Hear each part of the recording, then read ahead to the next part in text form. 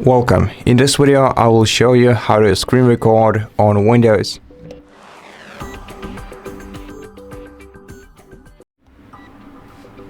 So there are two ways to start a screen recording on your computer, and the first way is to press the combination of three buttons. Windows, Shift and R keys pressed simultaneously will make this bar appear at the top of your screen, and make sure that the record option is selected right here.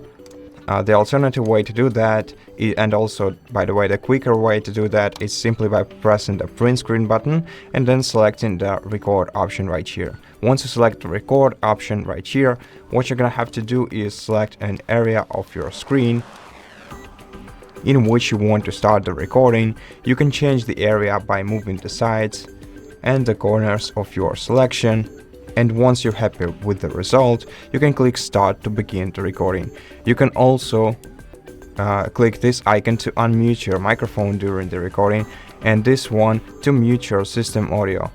Okay, so let's click start, then let the snipping tool access your microphone, wait for 3 seconds until the recording has begun, and now everything that happens within this selected area will be shown on the recording afterwards.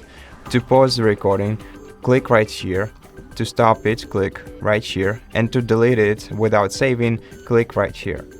Okay, right now I think let's stop the recording and let's see the full preview video of it in the appearing window. As you can see, we can not only watch the entire recording, but you can also trim it using this quick tool right here, and then click apply once you're happy with the result. You can also edit this video in Clipchamp by clicking right here. To save the new version of the video, click right here. And if you want to find your freshly taken video, you have to open the File Explorer, then go to Videos folder and open the Screen Recordings folder right here. And here is the screen recording that you just took.